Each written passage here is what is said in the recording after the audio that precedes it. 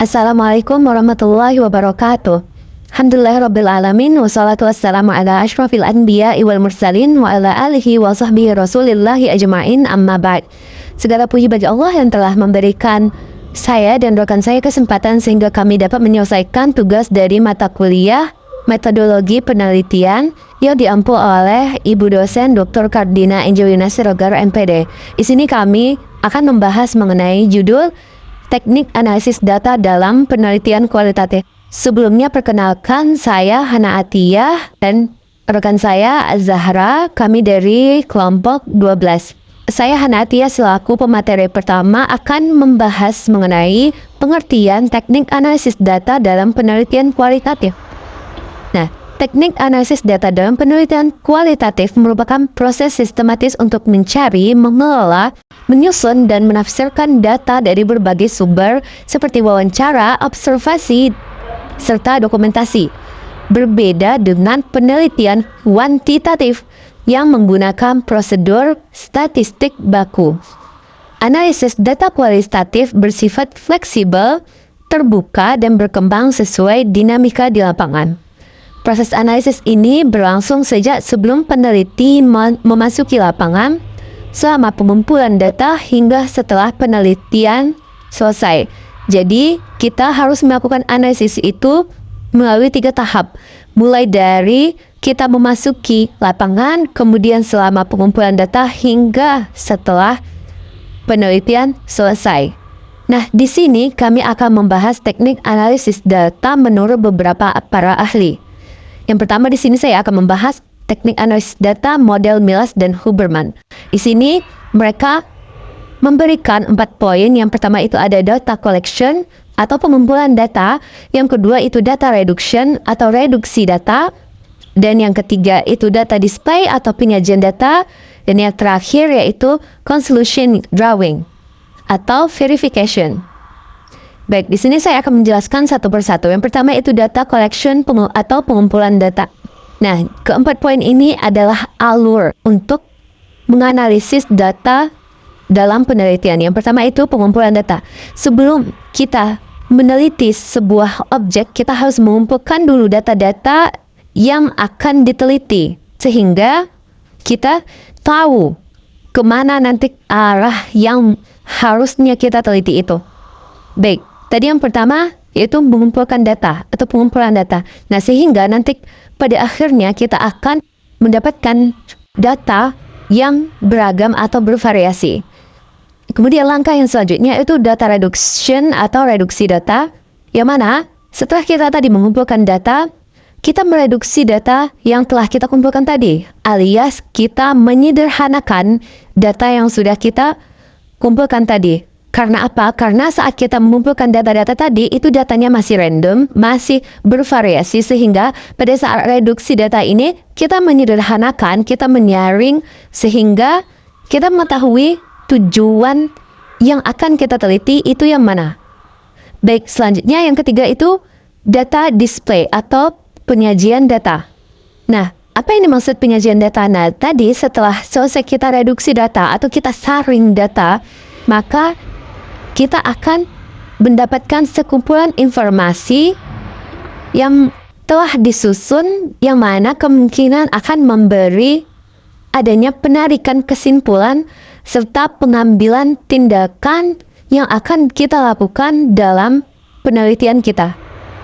Nah, dalam penelitian kualitatif khususnya, penyajian data bisa dilakukan dalam bentuk uraian singkat atau bagan atau hubungan antar kategori dan sejenisnya. Dalam hal ini, maka Milas dan Huberman menyatakan yang paling sering digunakan untuk menyajikan data dalam penelitian kualitatif adalah dengan teks yang bersifat naratif. Sebagaimana yang telah kita bahas di pengertian tadi, penelitian kualitatif itu bersifat naratif, sementara kuantitatif itu angka. Baik. Langkah yang selanjutnya yaitu conclusion drawing atau verification. Setelah kita kumpulkan data-data tadi, dapatlah kita lakukan kesimpulan.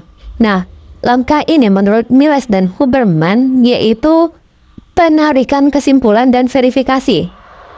Namun, kesimpulan awal yang dikemukakan masih bersifat sementara dan akan berubah bila tidak ditemukan bukti-bukti yang kuat dan yang mendukung pada tahap pengumpulan data berikutnya. Jadi, kesimpulan di sini nih bisa saja nanti akan berubah jika bukti-bukti saat kita melakukan penelitian selanjutnya itu tidak terlalu mendukung. Seperti itu. Jadi, pada intinya ini kita mengambil kesimpulan sementara untuk sebagai langkah kita kepada penelitian selanjutnya. Baik, itu dia analisis data model Miles dan Huberman. Langkah-langkahnya ada 4, yaitu data collection, data reduction, data display, resolution, drawing. Bisa dilihat di gambar sebelah kiri itu gambaran alur dari analisis data model ini. Selanjutnya yaitu data selama di lapangan, model Spratly. Kalau tadi kita sudah membahas model Miles dan Huberman, sekarang kita akan membahas model Spratly. Yang sebelumnya, apa sih maksud dari data selama di lapangan model Spratly ini? Analisis data selama di lapangan model Spratly ini adalah analisis data yang dilakukan pada saat pengumpulan data berlangsung dan setelah selesai pengumpulan data dalam periode tertentu. Pada saat wawancara, peneliti sudah melakukan analisis terhadap jawaban yang diwawancarai. Bila hasil wawancara belum memuaskan, maka peneliti akan melakukan pertanyaan lagi. Analisis ini mengumpulkan banyak data yang nantinya akan diklarifikasikan ke dalam beberapa cluster atau bagian. Nah, analisis data selama di lapangan model Spratly ini memiliki 4 tahap. Yang pertama itu analisis domain, yang kedua itu analisis taksonomi, yang ketiga analisis komponensial, dan yang terakhir yaitu analisis tema budaya. Baik, di sini saya akan membahas satu persatu. Yang pertama itu analisis domain. Apa sih yang dimaksud dengan analisis domain ini? Analisis domain ini adalah analisis yang dilakukan untuk memperoleh gambaran yang umum dan menyeluruh tentang situasi sosial yang diteliti atau objek penelitian. Jadi, kita itu menganalisis sebuah objek dengan tujuan untuk memperoleh gambaran yang umum maupun menyeluruh tentang situasi sosial yang diteliti atau objek penelitian. Nah, hasil dari analisis domain ini adalah berupa gambaran umum tentang objek yang diteliti yang sebelumnya belum pernah diketahui. Nah, dalam analisis ini, informasi yang diperoleh belum mendalam atau bisa disebut masih di permukaan. Namun, sudah menemukan domain-domain atau kategori. Jadi, domain ini, nama lainnya yaitu kategori dari situasi sosial yang akan diteliti. Baik, langkah selanjutnya yaitu analisis taksonomi. Setelah kita menemukan tadi domainnya atau kategori-kategorinya, kita kelompokkan beberapa kategori. Selanjutnya itu kita lakukan analisis taksonomi. Nah, setelah peneliti melakukan analisis domain dan telah ditemukannya kategori-kategori dari situasi sosial tertentu, maka selanjutnya domain yang dipilih oleh peneliti ditetapkan sebagai fokus penelitian dan perlu diperdalam lagi melalui pengumpulan data di lapangan. Jadi setelah kita menemukan domain, maka selanjutnya domain yang dipilih oleh peneliti ini ditetapkanlah sebagai fokus penelitian. Kita saring kembali domain-domain mana yang menjadi fokus penelitian kita. Nah, pengumpulan data ini akan dilakukan secara terus-menerus melalui pengamatan, wawancara mendalam, dan dokumentasi sehingga data yang terkumpul menjadi banyak. Oleh karena itu, pada tahap ini diperlukan analisis lagi yang disebut dengan analisis taksonomi. Jadi istilahnya pada saat analisis domain itu masih secara umum. Nah, untuk mengkerucut lagi, memfokuskan lagi penelitian, kita lakukan analisis taksonomi. Kemudian langkah yang selanjutnya yaitu analisis komponensial. Nah, pada analisis komponensial yang dicari untuk diorganisasikan dalam domain bukanlah keserupaan dalam domain, tetapi justru yang memiliki perbedaan atau yang kontras. Data ini dicari melalui observasi, wawancara, dan dokumentasi yang terseleksi. Dengan teknik pengumpulan data yang bersifat triangulasi tersebut atau observasi, wawancara, dan dokumentasi tadi, maka sejumlah dimensi yang spesifik dan berbeda pada setiap elemen akan dapat ditemukan. Sebagai contoh, dalam analisis taksonomi tadi, kita telah menemukan berbagai jenjang dan jenis pendidikan. Nah, berdasarkan jenjang dan jenis pendidikan tersebut, selanjutnya dicarilah elemen yang spesifik dan kontras pada tujuan sekolah misalnya, atau kurikulumnya, atau peserta didik, atau tenaga kependidikan, dan sistem manajemen lainnya. Seperti itu. Kemudian teknik yang terakhir yaitu analisis tema budaya. Apa sih analisis tema budaya ini? Analisis tema budaya ini sesungguhnya merupakan upaya mencari benang merah yang mengintegrasikan lintas domain yang ada. Maksud dari benang merah ini apa sih? Maksud dari benang merah ini adalah kesimpulan akhir yang akan mengintegrasikan berbagai domain yang telah kita kumpulkan tadi. Dengan ditemukan benang merah atau kesimpulan dari hasil analisis domain, kemudian analisis taksonomi dan komponensial tersebut, maka selanjutnya akan tersusun suatu konstruksi bangunan situasi sosial objek penelitian yang sebelumnya masih gelap atau remang-remang, dan setelah dilakukan penelitian maka menjadi lebih terang dan jelas. Ya, ini istilahnya peribahasanya. Nah, berdasarkan analisis tema budaya tersebut, data pun dapat disusun sebagai judul penelitian yang baru apabila judul dalam proposal berubah setelah peneliti memasuki lapangan. Nah, di sini saya mendapatkan informasi bahwa dalam penelitian kualitatif yang baik, judul laporan penelitian itu tidak sama dengan judul proposal. Kenapa?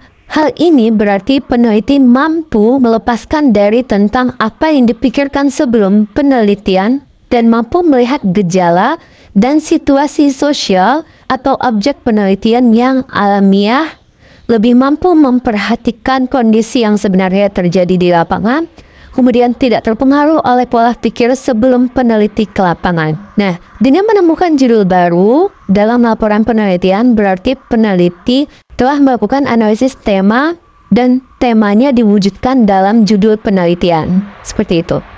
Baik, bisa dilihat juga dari gambar yang berada di sebelah kanan, itu gambar tabel untuk mudah memahami analisis data model Fredley ini. Baik, hanya ini yang bisa saya sampaikan. Lebih dan kurang mohon maaf. Untuk materi selanjutnya akan dilanjutkan oleh rekan saya, Azhara. Baik, sekarang kita masuk kepada analisis data kualitatif menurut Creswell. Di mana langkah-langkahnya itu ada 6, yaitu yang pertama, mengorganisasikan dan menyiapkan data yang akan dianalisis. Jadi langkah pertama dalam analisis data adalah mengatur dan menyiapkan data mentah. Data kemudian diklasifikasikan berdasarkan tanggal pengumpulan, sumber data, jenis data, sifat data, serta diberikan deskripsi singkat. Pengorganisasian ini bertujuan agar data lebih mudah ditelusuri dan dianalisis secara sistematis. Kemudian yang kedua yaitu baca dan lihat seluruh data.